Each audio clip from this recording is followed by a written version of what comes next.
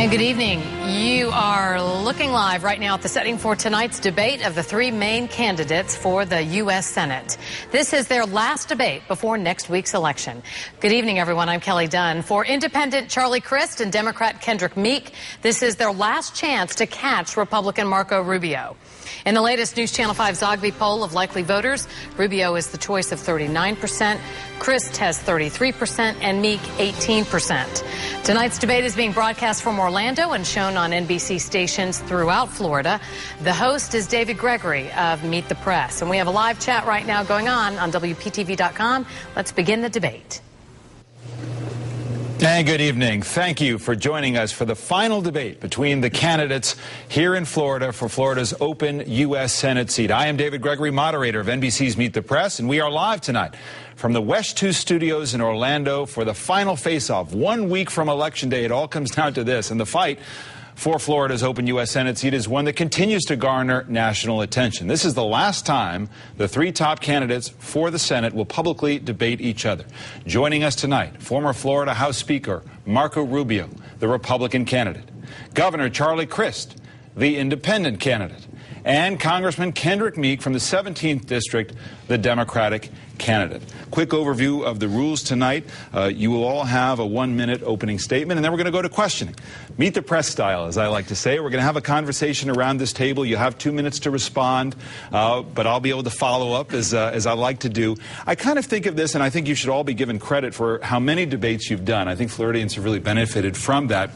And I, tonight, want to approach this not to rehash what you've done, but really to try to follow up on some of the important questions and pin you down to some answers so Floridians really have a clear idea of what they're voting on as they go to the polls next week. Mr. Rubio, you have been chosen to go first and begin with your opening statement. Well, thank you. First of all, thank you for coming here to Florida and hosting this debate, and all of you for tuning in tonight.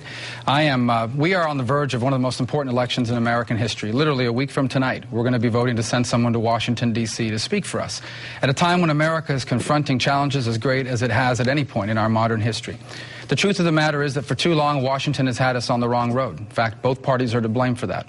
And the result is that Washington is a mess. If we stay on this road we are on right now, many of the things that make America exceptional and unique, set apart from the world, could be lost. That's why it's so important we send people to Washington, D.C. that will stand up to this and offer a clear alternative. And that's why I'm running for the U.S. Senate. Throughout this campaign, whether it be the 80-some-odd ideas that we've outlined on our website, marcorubio.com, our travels and speeches throughout the state, or over the last 5 debates, time and again we have focused on the issues and given people clear ideas about where we would like to take our country and our state. I look forward to the opportunity to doing that here tonight in such an important debate on the eve of such an important election, and I want to thank all of you for tuning in. Thank you, Speaker Rubio. Governor Crist, you are next. Opening statement. Thank you. David, I want to thank you, too, for coming here and being part of this debate. It's important that the people of Florida have an opportunity to witness and see what this is all about. It is an important election. This is the election that will determine who our next United States Senator is to represent our beautiful Florida. I believe that there are 2 very different choices in this race, and I think it's important that you understand what your choices are. One choice will give us an opportunity to have an optimistic point of view, have a better future and a brighter future. There's another choice. My friend, Marco Rubio, talks about wanting to raise the retirement age for our senior citizens as it relates to Social Security. I don't think that's the right path. He also talks about literally overturning Roe versus Wade and a woman's right to choose. While I am pro-life, I don't feel that I should impose my will on the women of Florida and would not do so. In addition, I think that this race gives you an opportunity to declare your independence, as I have done. I'm running as an independent in this race because I think that the parties are broken. I think that far too long and for far too much, we have seen political parties in Washington, D.C. be more about them, whether it's the Democratic Party or the Republican Party, than they are about you, the people of Florida and the people of America. I believe what Abraham Lincoln said was right. The government should, in fact, be of the people, by the people, and for the people. He never said of the party. That's what this race is about. I would invite you to go to our website, charliecrist.com. You do have 7 days to make up your mind and make your decision. I would humbly ask for your vote. Thank you, Governor. Congressman Meek, your opening statement. David, thank you for being here, and I'm looking forward to a great debate. I'm excited about being here tonight because this is the final debate. And I want to thank those that have already voted, some by absentee, some by early vote, and we still have a week ahead of us in voting. I want you to make an educated decision on who's going to stand for you. The next United States Senator should not be a person that's going to stand up for special interests, because they have representatives in Washington, D.C. They're called lobbyists. Someone who's going to stand up for you, you will find that candidate in me. I can be a great United States Senator for this state. I qualified by petition. I went throughout 67 counties in this state. I'm endorsed by the Veterans of Foreign Wars PAC that are veterans that are throughout this state of Florida. I'm the only person here at this table that actually fought against George W. Bush when he wanted to privatize Social Security. I'm the only candidate here that's against offshore oil drilling before and after this bill. So I ask you to go on to KendrickMeek.com and look at the other issues. But I also ask you to make an educated decision on who would be the best representative for you. I ask for your vote, and I look forward to receiving it. And I will continue to work hard throughout this campaign until next Tuesday, Central Standard Time, when the polls close in Escambia County. Thank you. All right, thank you all. Let's get to the questioning, and I will hit all of these issues. Rest assured, some of the big issues that have already been raised in the opening statements and are on the minds of Floridians. I want to start with what was single-handedly responsible for the financial collapse in this country, and that was the foreclosure crisis. I spent some time going through the papers in Florida today, and I see some pretty tough numbers that prices continue to dip around the state. The Charlotte Sun, sales give mixed signals. Housing market continues to stumble. Home sales here keep falling. I mean, the headlines go on and on about area existing home sales drop from last year. Speaker Rubio, Americans have lost $6 trillion. The centerpiece of their savings and their lives wiped away when equity prices in their homes were evaporated in this financial collapse. The Obama administration has frankly not done very much to mitigate that problem. The foreclosure problem continues, in Florida especially. What would you do to solve the foreclosure problem? Well, let's analyze this in three parts. Let's talk first about what created this problem. And obviously, there was a lot of different things going on in the marketplace. But one was bad housing policy. It actually began under the Clinton administration, was perpetuated by Republicans, that in many cases made easier or even demanded that banks make certain loans that are never going to be paid back. And we've seen bad housing policy. It was compounded by easy monetary policy. In essence, they made it cheaper to get a hold not just of loans, but of bad loans. And that created this bubble. Florida had a huge real estate market, and we suffered the bubble more than perhaps any other state in the country. It led to a great economic boom. It also created quite a crash here in terms of what our economy has suffered. Now, the Obama administration has tried a number of different plans. We're seeing the figures over the last couple of weeks and days, and they're alarming. And the things they've done, look, there's no easy answers, but the stuff that's being tried isn't working. There was 1.3 million, I believe, over 1.3 million temporary workouts that were worked. Of those, over half have now defaulted, and they're gone away. Those are called mortgage modifications, right? Well, but the temporary mortgage modifications, there's been 500,000 permanent, and we just found out yesterday that the 500,000 permanent, 11% have already defaulted. So it's clear that these plans haven't worked, largely because they're focused on lowering the interest rates or pushing the period of the loan back. So, for example, if you owed 5 months, they just added 5 months to the back of the loan. There's no easy answers, but I do believe that one of the critical answers is going to have to be modifications of principal. In many cases, working out the principal on a loan is cheaper for the bank than foreclosure process would be. Now, we can't mandate this on banks. There are ways we can incentivize them to do that. But the point is that on many cases, working out on the principal, lowering the principal for some people will be better for the bank than the foreclosure That's a very process. interesting issue, and I wonder what you would think about. The big issue here is that people won't go into the market, right? Why would you want to buy if the value is just going to plummet here in Florida? What would you say about a government program that would actually ensure new homeowners down payment on a new home, so that they have some incentive to get back into the market? Well, it's the first. It's an idea of first impression. So clearly, tonight I like to study these things and understand them well. And I think the one thing I do. But you talked about principle. Yeah, well, how you could deal with it. Well, these are existing homeowners. I mean, the existing homeowner, for example, on a loan, if what you're going to do is add 5 years, let's say they miss 5 payments. If what you're going to do is add 5 payments to the back of the loan, that ultimately doesn't help them, especially if they're unemployed. But the write down or the lowering of the principal idea is, for in many cases, is going to be cheaper for the bank than going through the foreclosure process. Governor Crist, a lot of Floridians may not know what Fannie Mae and Freddie Mac actually do, but what they do is they guarantee 90% of this nation's mortgages. Now, when the government moved in on those two companies, they assumed the risk for all of those mortgages.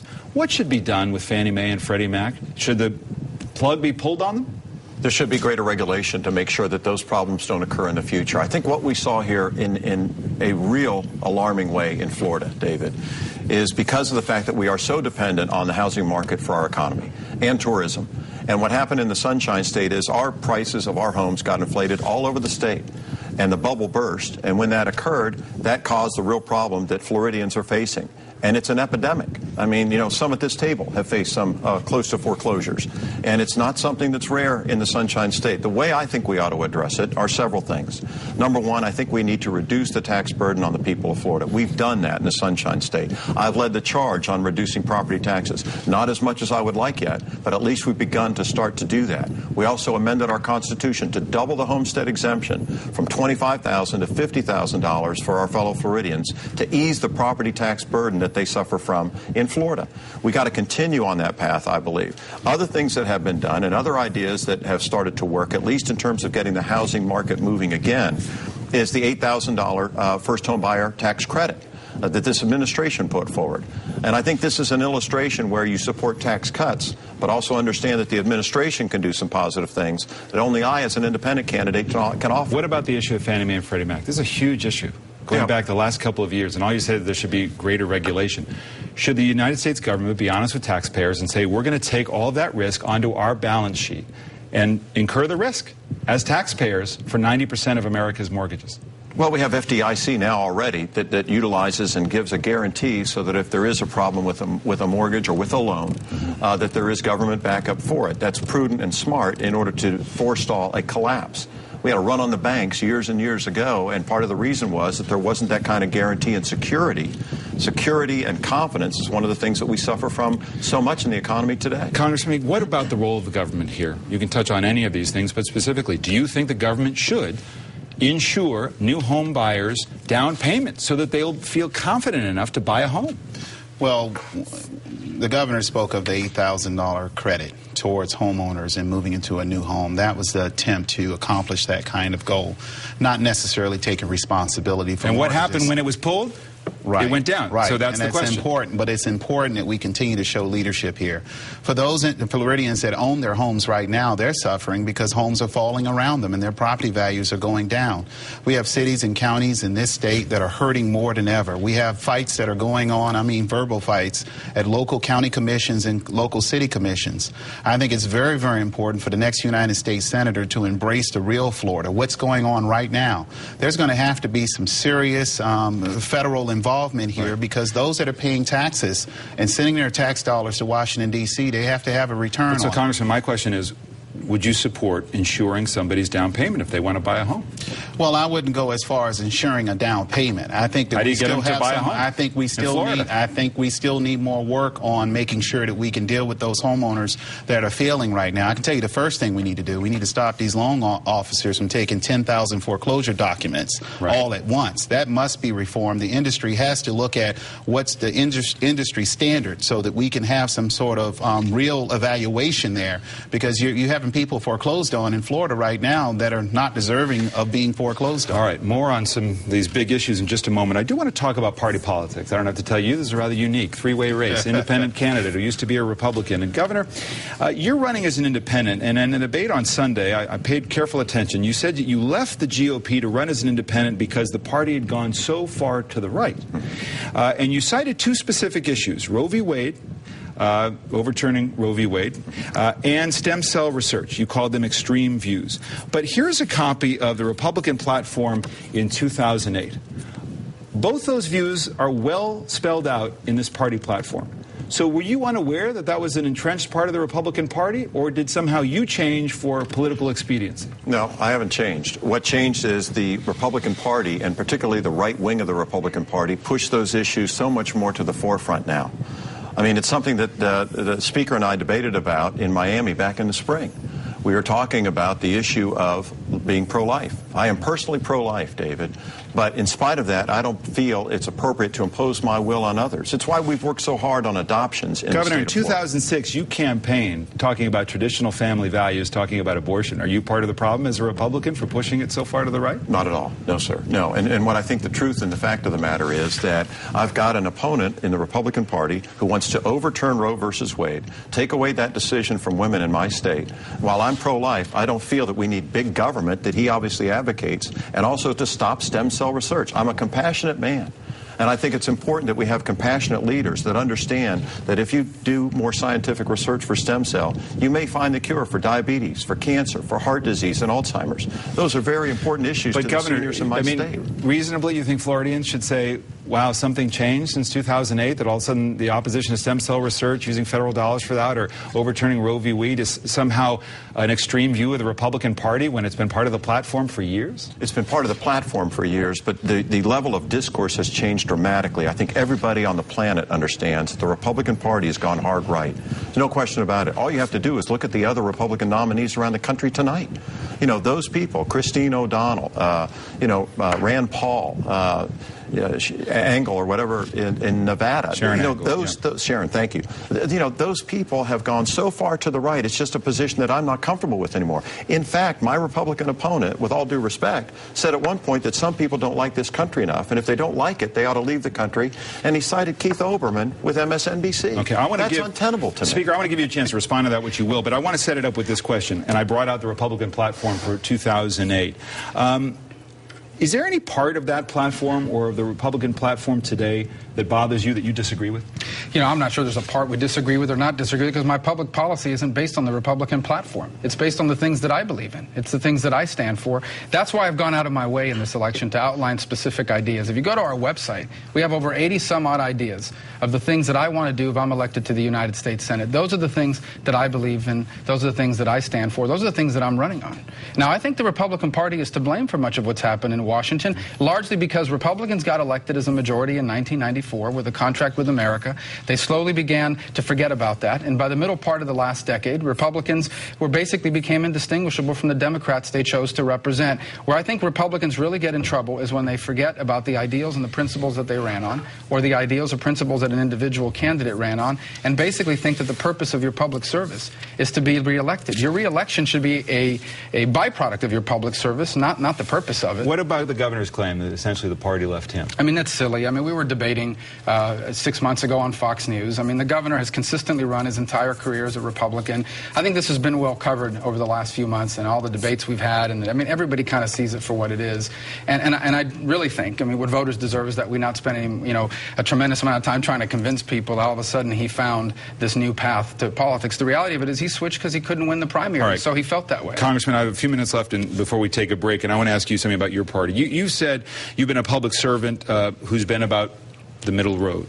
And yet, Congressional Quarterly crunched the numbers for us, and you voted with the Democrats 98% of the time since they took control of Congress in 2007. And I wonder, as you look back at that, where do you think that the Democrats, who were swept into power starting in 2006, and then President Obama, of course, in 2008, where do you think Democrats have lost their way to a point where this is the political environment in which you're operating? Well, I just want to say also, Congressional Quarterly also found me as one of the most, within the number of members that are moderate voters within Congress. I think it's also... But you're with the party. I think it's important. Well, let me tell you something. I'm a Democrat for sure. You can count on that. But I can tell you this. If it's making sure that we bring down healthcare companies that have ran this whole issue on insurance, who gets it and who doesn't get it, and when they drop them, then you can count me in that number. If it comes down to when a woman can be paid the same as a man and making federal law, I'm for that too. When it comes down to Wall Street reform, I'm for that too. So if that's the 98% voting with Democrats, I think it presents an opportunity for Floridians to look at who's really representing them when it comes down to the real issues that are facing Florida and facing the people of goodwill in this country. My question, Congressman, is how do you think Democrats lost their way to the point where the country is frankly this angry with Democratic rule? Well, I can tell you right now, when you're losing 700,000 jobs per month, when we took the realm of all three levels of the legislative branch of government, it takes a lot to get out of that. I mean, that's a mighty deep hole, and you don't get out of it in 18, 19 months. And I believe people logically, as they approach the polling place, are going to remember that. The kind of ideology that Marco Rubio's talking about and Charlie Crist embraced up until a few weeks ago is the kind of ideology that got us into this place in the first place. There's not real alternatives here. I mean, Marco's talking about, the Speaker's talking about, well, I'm convinced, I'm upset with Republicans and Democrats. They all lost their way. This man was the Speaker of the House of Representatives in Florida. He's not a backbencher.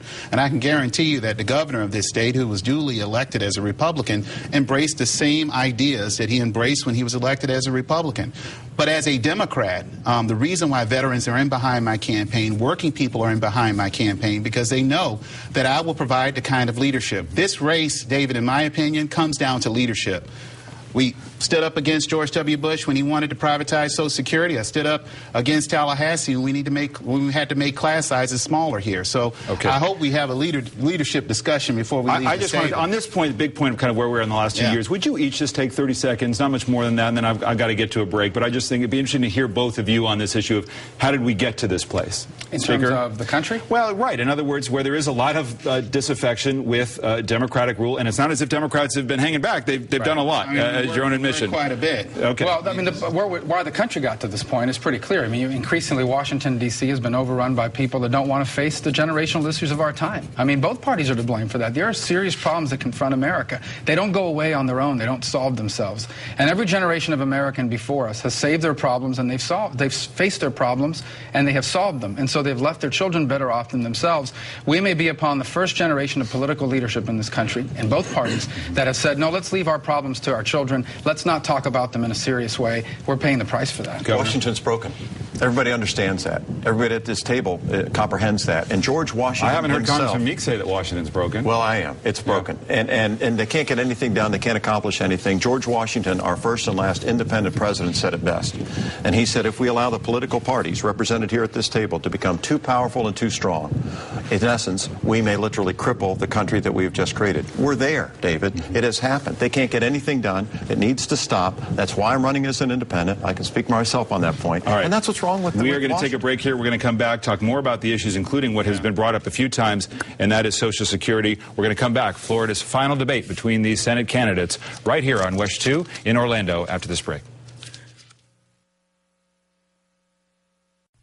Right now, buy great-looking furniture at ridiculous low prices at the $300 million Rooms to Go Manufacturers Closeout and Clearance Sale. We've extended our selection by adding greatly reduced manufacturers closeouts from the U.S. and around the world. Plus, we've marked down our own great Rooms to Go inventory and closeouts. Get unbeatable prices, deep discounts on living rooms, bedrooms, and dining rooms. Just don't miss out on the savings. Remember, quantities are limited, so hurry to Rooms to Go today.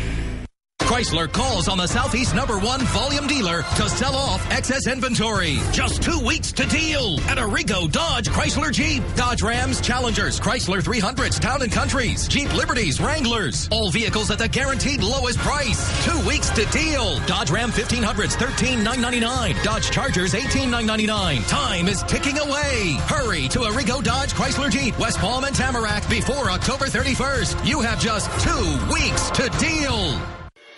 You know, just when things couldn't get tougher, along comes Kelly Skidmore calling for higher taxes. So when she said, we don't need tax relief, Skidmore meant it. And she voted that way. For higher property taxes, higher sales taxes, even taxes on small business. Then Skidmore voted for one more thing, higher pay for herself. I'm one of the people paying these taxes, Mrs. Skidmore, and I don't like it. Florida has a clear choice. Change course with Rick Scott or stay stuck with Alex Sink. Rick Scott stood up to President Obama. Alex Sink supports the Obama healthcare plan. Rick Scott has a plan to create 700,000 jobs. Alex Sink ran state finances while Florida lost 800,000 jobs. Scott will cut property tax rates 19%. Sink already backed higher property taxes. Alex Sink, an Obama liberal, part of the problem. Our government's debt limit is nearly $14 trillion. The $787 billion stimulus failed to produce jobs. The government takeover of health care is doomed to fail. And incumbent Ron Klein voted for all of this. If you want more of the same, you can vote for Ron Klein. Or you can join our cause to unleash the power and spirit of the American people, restoring honor, integrity, and character to Congress. I'm Alan West, and I approve this message. It's time for our annual Bill Brooks Food for Families food drive. Once again, Seacoast National Bank is proud to partner with News Channel 5 as we help the less fortunate. Many families in our community are struggling. More than 100 nonprofit agencies count on our help to feed our neighbors in need. Every Seacoast National Bank will be a drop-off location for your non-perishable food items during the drive. Call this number or go to WPTV.com and see how you can support Bill Brooks Food for Families.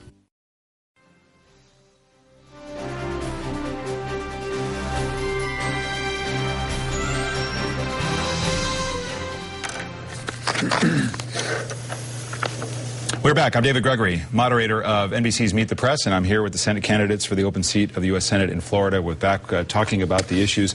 Governor Crist, I do want to go back to you before I get to Social Security and ask you about the evolution of some of your views. Sure. This is an attack against you. Politicians do change views, and I think the question in a lot of voters' minds is why. Let me ask you about gay adoption. Back in 2006, you said on the record, I don't think gay adoption is appropriate. Now, just last month, when the ban in the state was overturned, you said it's a great day for children. Why did you make that change? I think as we get older, I call it the convergence of life experience and wisdom. And when you learn through the time of life more tolerance and become less judgmental, I think that's a good place to be, and that's how I am. 4 years did that for you? Well, I can't tell you the exact amount of time. I think it's different for everybody, and it depends on your heart. Well, what about don't ask, don't tell? When let me finish on adoption, if I could, David, too, because there's more to that explanation. Okay, fine. I mean, I served as the Attorney General of the state as well, and as one of the duties of the Attorney General is to enforce the laws on the books. That was a law that was on the books, so I was duty-bound by my oath to enforce that law. Well, you did enforce it, but you took a political position. Not a legal position when you said it was inappropriate. I addressed that part. Right. So you evolved on that. Okay. I hope people do. But the problem is that a lot of people think it's something of a pattern. It's not just evolution. Don't ask, don't tell. You said in May that I think the current policy has worked pretty well for America. I really do. And now you support the current efforts by Congress and the military leadership to end don't ask, don't tell. I guess the criticism is that this is a pattern, that this, again, is political expediency. This isn't a heartfelt change of views. It is a heartfelt change of views, and only I can know that. And people will either believe it or they won't. My opponents obviously are attacking it. I said when I went independent, back in April, that come September and October, I was going to have 2 cannons aimed at me. And clearly that's happened. And, that's part of the deal. I'm up to the task. That's all right. But the people at home understand that, sometimes people change their minds about different things and all kinds of issues. There's nothing wrong with that. It's called being honest. They're rigid. They have to stay where they are because the party bosses tell them to. I don't. I am liberated and I am free. And I'm a true Floridian, and that's what I believe. Speaker, why is that an unacceptable answer? Well, first of all, people change their minds in politics. Of course they can. I think when you see it as part of a political calculation is when people get troubled by it. But again, I think this, voters know this. I mean, they see this and they understand it, and they'll ultimately make decisions based on that. In the meantime, there are these critical issues facing our country where people want honest answers and serious solutions to the serious problem our country faces. Okay. I think we're about to talk about one of them. All right, and we'll get to it. You want to make a comment about this issue? I think it's important. I think it's important that people understand, and we've had this debate before amongst the three of us, the fact that I do believe that Marco Rubio and what he stands for, coupled with another candidate in this statewide race for governor, Rick Scott, is a dangerous combination for Florida. But what the governor is talking about is the very reason why a number of Democrats throughout this state who he has said, hey, I've changed, I've done this, that, and the other. I believe in the positions that I've taken. I believe that a woman has a right to choose. I believe in the fact that so many kids are in foster care right now, and that everyone's evaluated who's given an opportunity to take advantage of being able to raise that child. And that's been my position. Gay adoptions didn't change for me when I started running for the United States Senate. I've always been for it. But the governor, it's almost, as a public policy person, I'm really bothered by some of his positions, because the fact that when I hear flip-flops in the hallway, I think it's the governor walking down the hall. And I'm using that as an analogy because it's gone to a level to where that it really blemished what we're trying to do here and standing on behalf of the issues. I strongly disagree with Marco Rubio on a number of issues, and he knows it, and I think Florida knows it too. But as it relates to the governor, it's just kind of like this gray area that no one knows, and he's on all sides of the issues. Speaker, may I address that? Go ahead. Thank you. I mean, being flexible is not a sin. And understanding that facts and circumstances change is being a thinking person with an open mind. I think it's much better to have a senator with an open mind than the opposite. And I think that's what the people of Florida want. Right. It is frustrating for my partisan opponents to understand that. But it's really how I am, and I think it's how most of Florida is. They look at things, they take in the facts, they take in the circumstances, and they make a decision about it. As I said the other day, I'm an old quarterback. Sometimes you call a play in the huddle, and literally as you're walking up to the line of scrimmage, you have to change the play and call an audible because the defense is different to do what's best for your team, or in my case, my state and my heart and what I believe. Let me move on to Social Security. And again, you all have been outspoken on this, and I think a lot of Floridians know your views about it. I want to kind of move it up to the follow-up stage. And let me begin with you, Congressman Meek. How is it a responsible position to look Floridians in the eye and say, really, we can just tinker with Social Security? It's not that much of a crisis. Doesn't it need to be dealt with in a very responsible way with clear plans on either you're going to raise taxes or you're going to cut benefits? David, I think it's important that you use the word responsible, because I think that's what we have to be right now. We're in a deep recession right now. Florida is one of 4 states that are still hovering above 2% of the national average, above the national average. And it's important that we look at this and have a true evaluation of it. I talked about expanding middle-class jobs in the state to hopefully push this whole green economy that we've been talking about. Let's get to the question of Social Security. This is not about the economy. Social Security is making sure, as you know, someone who's been in Washington for a long time, you don't file a bill and then say, oh, the Social Security problem's over. Usually you get the stakeholders, you sit at the table, you talk about the issues. Cut benefits, raise taxes, you put retirement age increase on the table. You don't raise taxes.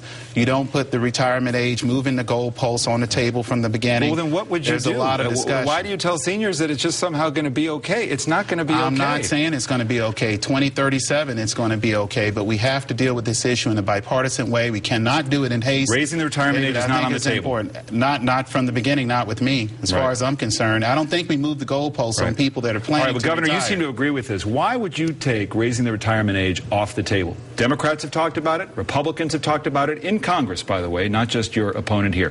Why would you do that? Same question for you. How is it a responsible position to say we're basically okay until 2037? Because I think we are. I think that's the truth and the reality. And Paul Krugman wrote a great piece about it not long ago. He said, what's interesting about Social Security, this is the one program in Washington, D.C. that's actually working. And of course, politicians typically want to attack it. He laid out, and it's been reported by different commissions, that it is solvent until at least 2037 or 2041. This is a promise to the people of our state. This is a promise to the people of our country. Social Security is something that keeps them safe and secure. My view is that we need to preserve it and protect it as it is. I think it's an obligation as an honest individual, as somebody who wants to represent the seniors in the state of Florida in the U.S. Senate, that they understand where we are. My Republican opponent, to his credit, says, not really his credit, but he says that he wants to put raising the retirement age on the table. Right. He wants to put privatization on the table. Well, actually, that's not what he said, Governor. I mean, he can speak for himself. He has said that privatization was tried by the Bush administration, did not work. They were creating accounts. Privatization is kind of a politically charged word. That's not what he's for. He's for raising the retirement age. So why don't we let you go from there? Hold on one second. All right. Let's be specific about what you're actually putting on the table with regard to the retirement age. We're about the same age. You're 39. When would you raise the retirement age, and what would you raise it to? Well, let's start first by setting the record straight and setting the table on this issue. First of all, the issue of Social Security and the merits of the program don't need to be explained to me because I see it every month. My mom, who told me she would kill me the next time I said her age on the air, but I'm going to do it one more time, turns 80 on November 2nd. And Social Security is her primary source of income. So I know every month how important that program is, and that's why I have said consistently, despite the governor misstating it over and over again, that we should make no changes to the program for current beneficiaries. In fact, for anyone who's 55 years of age or older. In fact, that attack that he has used is so false that today, USA Today wrote an editorial attacking you for saying these things when they're not true. Now, the second thing I've said is that this is an issue for younger workers, as you have outlined, like myself. We have a very simple choice. We can bury our head in the sand and pretend that there's no problem, which is what the governor is doing, and to some extent so is the congressman, and say, well, we have until 2037 or 2041, and I'll touch upon that in a second. We can bury our head in the sand and do nothing, or we can begin to address that issue in a serious and thoughtful way. There are a number of ideas. The Congressional Budget Office has laid out 30-some ideas.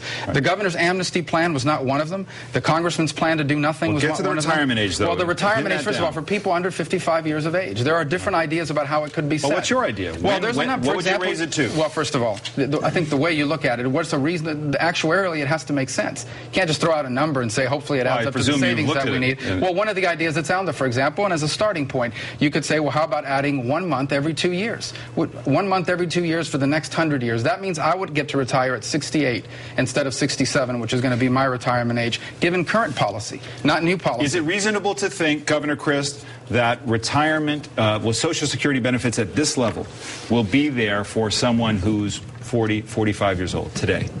I believe so. Yes, I do. I do. Well, I'm an optimist. You know, you're hearing from my worthy opponent sort of a pessimistic view of America going forward. Well, really, that's true. I mean, he's talked about it all the time during the course of this campaign. And I don't share that view. I believe our better days are, in fact, ahead. Isn't this objective analysis when it comes to what the program shows us? The objective analysis shows that, in fact, it's solved until 2037. Mm-hmm. I mean, let's face what the facts are, because facts are stubborn things. It's important that we deal with them.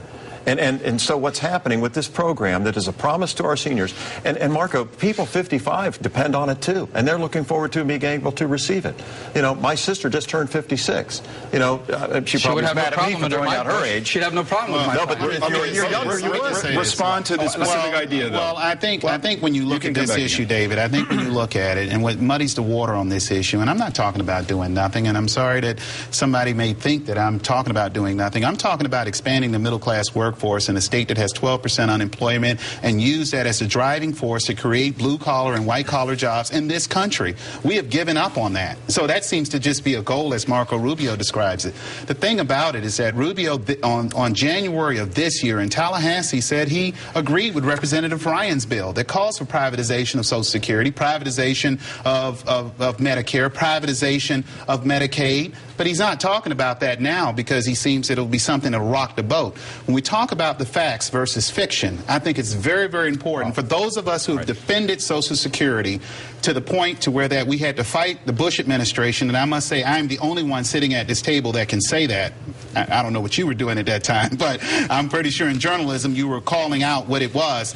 To deal with Social Security now in this deep recession, folks will make hasty decisions that will affect Floridians. 40% of Floridians will go into poverty without it. Believe me, I will do everything to make sure that it stays solid. Do you think private accounts make any sense the way that the Bush administration proposed them? Or beyond. Let me tell you the answer why the answer is no. And I've said it as early as March in both the Wall Street Journal and on Fox News. I was sitting right next to the governor when I said it. I've studied that issue. It takes payers out of the system. It actually makes the problem worse, not better. Let me say another thing. The governor talks about being optimistic and facts are stubborn things. Here are the facts, Governor. Beginning this year, for the first time, we are paying out more than we're taking in Social Security. Here are the facts. Congress has consistently rated the Social Security Trust Fund year after year, taking all these additional funds and using it into general revenue. And here are the facts. The facts are that every year that goes by, we have more and more people retiring, taking out of the system, and less people paying into it. So when you talk about the year 2037 or 2041, that's when it explodes. But every year that goes by, solving it gets harder, not easier. We need a real solution, Governor, and you have the plan you've offered is amnesty for illegal aliens. A plan that no one in the world supports. A final point on this. Okay, thank you. What I've talked about is, you know, we have an awful lot of people that are here illegally in our country. You know, some say 12 to maybe 14 million. What I talk about is not amnesty, with all due respect, Speaker, but an earned path to citizenship for those people, not sending them back to wherever they came from.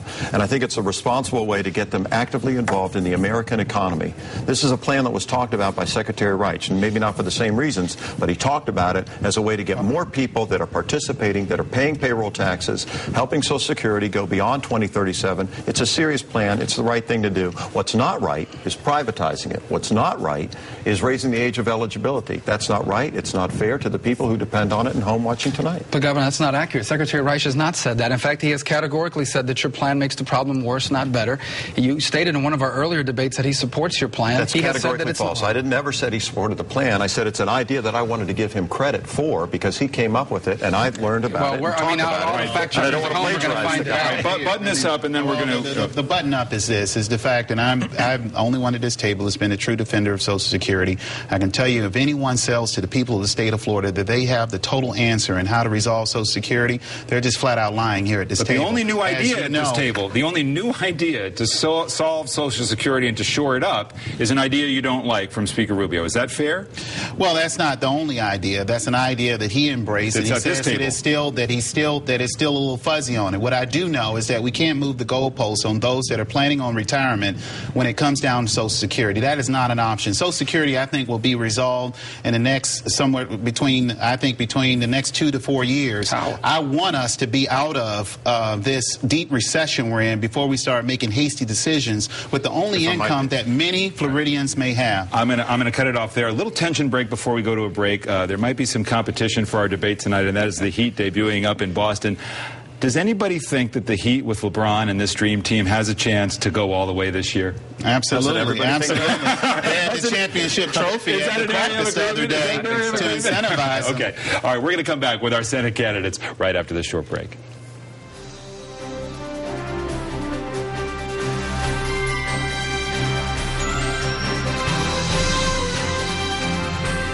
Tallahassee's a mess, and Jeff Atwater is part of the problem. Atwater's busy helping his friends and wasting our tax dollars. $48 million for a government building so lavish it's dubbed the Taj Mahal. $100,000 for a golf museum, and $110 million to build a private prison to help a big contributor.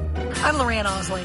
As Chief Financial Officer, I'll eliminate pay-to-play contracts and hold politicians like Jeff Atwater accountable for how they're spending our tax dollars. It's time to clean up the mess in Tallahassee. I think we might need some more mops. Take it from Florida's police and law enforcement. Rick Scott just can't be trusted with Floridians' money. Scott's company was guilty of the largest Medicare fraud in U.S. history. Fined $1.7 billion for ripping off seniors and taxpayers. A whistleblower in the company warned about the systematic Medicare fraud. But Rick Scott didn't stop it. And Scott's company made hundreds of millions in illegal profits. Rick Scott couldn't be trusted as a CEO? And Florida can't trust Rick Scott as governor.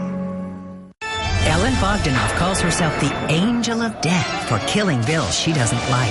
Her record is really scary for South Floridians. Bogdanoff took thousands of dollars in contributions from convicted Ponzi schemer Scott Rothstein. She's repeatedly voted to let homeowners' insurance companies raise rates. She voted to cut taxes for the wealthy, but tried to raise sales taxes by over 50%. Ellen's no angel. Learn more for yourself. Then say goodbye to Ellen Bogdanoff. The following furniture prices are real low. And available now at the $300 million Rooms to Go manufacturers closeout and clearance sale. Get closeout sofa and love seat sets from U.S. manufacturers. 2 pieces, rock bottom prices. Sectionals, great styles, your choice, $588. Dining sets, your choice, one low price, unbeatable at $299. Choose from thousands of bargain closeouts from Rooms to Go and leading furniture manufacturers. Quantities are limited, so hurry to Rooms to Go today.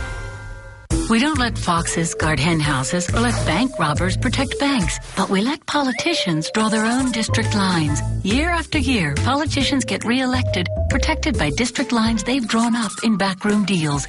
Amendments 5 and 6 will create strict rules so politicians can't draw districts that favor themselves. 5 and 6 give power back to the people. That's why every major newspaper in the state is supporting them. Draw the line against self-serving politicians. Vote yes on 5 and 6. The great state of Florida and our country, we're at a crossroads. If we keep going down the path of higher taxes, Obamacare, stimulus, we're just going to have more debt and more unemployment. In this election, November 2nd, Florida will change. This is our time. This is our time to change this state. I'm Rick Scott. Let's get to work.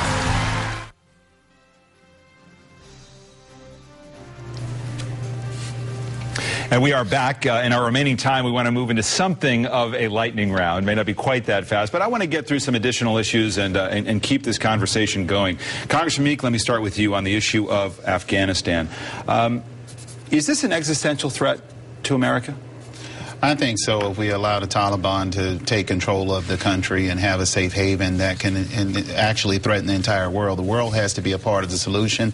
I like the fact that that the Taliban and Afghanistan officials are talking to one another. Pakistan must be a part of that. But I think it's important that NATO has to continue to play a strong role there as it relates to a military presence. What about troop presence? What if next July, when the president wants to begin to withdraw troops, General Petraeus, our commanding officer there, general there, says, just can't do it here, not if you want to achieve the goals that you set out. Would you support the president or oppose the president? I think we should challenge the world community to put in their resources and their troops. They are not going to do that, Well, let me just say this. I'm a member of the parliamentary, NATO Parliamentary Assembly, 1 of 12 in Congress. I understand that, but we have to put the pliers on them because we can't do it alone like we did Afghanistan. There's too many military families. Iraq, you mean? Iraq. Right. There's too many military families that have paid the price for the last 10 years, some the ultimate price. And I think it's up to the Congress to stand up for those families for a change. Speaker Rubio, if we win in Afghanistan, what do we win? If we lose, what do we lose? Let's define what that means. I mean, the key point, and I think the Congressman started touching upon it a little bit for Afghanistan, is not just Afghanistan, it's its neighbor, Pakistan, which is a nuclear power. I mean, the nightmare scenario is that somehow Pakistan's government falls into the country falls into the hands of an extremist element, and they gain possession of those nuclear weapons. And Afghanistan, particularly if it's under the control of a radical element like the Taliban, could be a staging place for that to occur. And that's really the biggest danger in the region of all. So I think the president is right on this troop surge, but I think we have to see it through to success. I think General Petraeus is the right man for the job, but I think all the military commanders would say that an artificial timeline for withdrawal, just setting a date and saying this is when we want to leave, is the wrong approach, but I think the surge is the right approach. But first of all, my question is, what do you win if you win in Afghanistan? I think you try to, well, first of all, what you accomplish, hopefully, is a stable Afghanistan that can be a country that prospers in the region and is a strong ally of ours in the region. The second thing you win is you prevent a base of operations for those who would choose to destabilize and ultimately overthrow the Pakistani government, which if it falls into the hands of extremists, if General Petraeus wants to keep troop levels stable or wants more troops, would you support that as senator? Would. Absolutely. You would, even if it required more troops? Absolutely. For how long? But let me say this. We don't say that lightly. Well, first of all, it's a military decision. They're never endless, but I think the goal has to be in mind. You know, no one would ever advocate an endless war, but the goal is what we need to keep our eye on. This is not about a time frame. And let me say this with all respect and gratitude to the families of our servicemen who are serving overseas. And our family went through that. They're in the Vietnam area, and our brother. And the truth is that we have great gratitude, and we are very blessed to have families and young people that are willing to step up and serve in this capacity. I'm certain that's an area of agreement with everybody. Governor, I just want to move on to Iran. Under what circumstances should the United States consider military action against Iran? That always has to be on the table. You know, our greatest ally, one of our greatest allies on the face of the world is Israel. And what concerns me about Iran, number one, is the madman who leads the country, Ahmadinejad. But in addition, what's happening with their potential to achieve nuclear weaponry. Just was announced this week that for power, they have been able to start putting in the nuclear capability as it relates to electricity. But I think that what we need to be cognizant of is what we understand here in Florida. And I was proud as governor of the state of Florida to sign the first divestment bill to divest any of our pension funds in Iran and Sudan. I think that's the kind of leadership, economic pressure that you want to continue to have on Iran in order to try to keep Let's move back domestic. I want to ask you, Speaker Rubio, do you think tax cuts, which you'd like to extend, the Bush-era tax cuts, should they be paid for? Well, first of all, they don't pay for themselves, and I've said that repeatedly. They have to be combined with significant fiscal discipline. And what I believe, and I think what there's a number of other people that believe as well, is the way we're going to get America out of this predicament is a combination of pro-growth tax and regulatory strategies combined with fiscal discipline at the federal level. What's the painful cut you would make in the federal budget? Well, I mean, that's why I believe in a balanced budget amendment. That's why I believe we have to roll back. That's easy to say. What would you cut? Well, first on, let me walk through that process for you, because you don't just sit on a talk show panel or on a debate and just start identifying programs without a thoughtful process. That's what states do all the time with balanced budgets. They have to examine it. They have to figure out which programs justify themselves or not. That's why I believe in rolling back and freezing discretionary spending. And we've talked about things like a 10% cut to Congress and White House budgets. We've talked about things about saying, well, you know, for every 2 civilian that leaves the federal workforce, let's only hire 1 person to come back. But I'm going to tell you tonight that all the discretionary spending stuff in the world is not enough. That's why the things you've outlined today regarding Social Security and the entitlement programs are so critical for our future. We have to deal with those. Congressman, if you believe in cutting the deficit, what's a painful choice that you would make, that you take to Floridians? I know this is tough, but we got to cut spending in this area. Not extending the Bush tax cuts. And I just want to say, just for a fact check, I know I said $6,000 per family. It's actually $600, I think, per year, per middle-class family to pay for the $700 billion that Mr. Rubio and Mr. Crist would like to borrow. Those are the kind of painful cuts that we're going to have to make when it comes down to being able to balance our budget. I voted for pay-go. These two guys have only talked about pay as you go to make sure that we get to fiscal discipline. China, Japan, India. We're going to be beholden to them as long as we continue to run this kind of cake and ice cream government. And I think it's important that we have two wars that are going on, even though combat operations have ended in Iraq. And we have this so-called let's continue to extend the tax cuts. And David, as you know, realize that doesn't get you anywhere near to balancing the budget. But we have to start. We have to start somewhere, and we have to look at making sure that we're fiscally disciplined. When we look at this war, I just want to say this: Afghanistan war cost a lot of money, and I voted to make sure that our men and women are secured in harm's way. But it has to become. We have to be legislatively responsible when it comes down to the spending. If we were to invest half of the money that we invest in war, we would have a better economy and we'll have a stronger workforce in America. A painful choice you would make on spending. The first thing we need to do is get the economy moving. You know, we can have all this discussion about what we're going to reduce and what we're going to balance. We need to balance the budget. I think that's exactly right. We do it here in Florida. We are constitutionally bound to do so. I'm proud to tell you that we've slashed our budget by $7.4 billion. My question is, what would you cut of the federal deficit, of the federal budget, to somehow bring it into taxes? I think we need to cut taxes. That's one of the first things I would do if elected to the U.S. Senate. I think it's critically important to give the people the cuts they deserve, and small business as well, so that they can start hiring people. That's the first thing we need to do, is get this economy going before we can look at the kinds of things that can be reduced. Speaker Rubio, you know, the president gave a recent interview and he said, after next Tuesday, especially if it's a bad result for the Democratic Party, I want to work a little harder at building consensus. Where do you think you could build some consensus with Democrats in the Senate, if you're senator, or even with the White House? Well, first of all, I think all Americans are going to have to build consensus behind this deficit problem, because it's not going away on its own. I mean, this thing has to be dealt with. It will double by the middle of the decade and triple by the end of it. So it's got to be dealt with. We are going to be forced to reach consensus on that. So where issue. would you do it? Well, I think you're a candidate. You're thinking about the issues. We've talked about that. I think that the grown-ups in the political process are going to realize that some of these difficult decisions are upon us. The day of reckoning is here, whether it's in the entitlement programs and on the discretionary side. We are going to have to start embracing fiscal discipline at the federal level, because we cannot continue to spend more money we take in and hope to survive. There are other areas where I've been pleased with some of the things the president has done on education reform and education innovation programs, race to the top programs. Would you keep the education money where it is? Well, race to the top, that level of spending? Well, the level of spending is going to be determined by what our budget allows us to do, and that's why it's important to have a healthy economy that grows. The role of the federal government is not to dictate to states, but I hope that's not the role in the direction they're taking race to the top. I hope the direction they're taking it is in a direction that incentivizes states to undertake the kind of reforms that we've been able to accomplish here in Florida. Who would you caucus with if you're senator? You've dodged this question now for months. Are you going to be with Republicans? Or are you going to be with Democrats? It depends on the outcome. It depends on the answers I get to questions if I have the honor of going to Washington, D.C. But does that kind of mean your vote's for sale? What does that mean exactly? I'll tell you what it means. It means that if I get elected the next U.S. Senator from Florida, that I will go to the Republicans and I'll go to the Democrats and ask some very difficult questions. What are you going to do to help the Florida economy? What are you going to do to get more job creation for my fellow Floridians? What are you going to do to help us get a national catastrophic fund to protect us from storms going forward? Those are difficult questions, and depending upon those answers, I would make a decision that's in the best interest of my fellow Floridians, or not, potentially stay independent. And that's how I will address it. All right, we are going to leave it there in terms of my role in this. I'm going to turn this over to you. We'll begin, Speaker Rubio, your closing statements. All of you will have a couple of moments to address the audience. We'll begin with you. Well, David, first of all, thank you to you. I want to thank the congressman and the governor as well for participating in all of these debates. We debate these issues, but public service, running for office is a tough thing, and I have a lot of respect for the hard work that both of you have put into your campaign. I will tell you that a week from now, one of us is going to be the next United States Senator, and I hope it's going to be me, and I'm working hard to accomplish that. But the next U.S. Senator is going to go to Washington at one of the most important moments in our modern history. We are facing generational issues that need to be solved if we hope to to leave our children with what they deserve, a life better than our own. That will not happen on its own. It requires the next United States Senator from Florida to go to Washington, D.C., stand up to this agenda that's coming from there, and in its place offer a clear and genuine alternative. Throughout this campaign and throughout the 6 debates that we have had, that is what I have done. If you go to our website, you will see our specific ideas.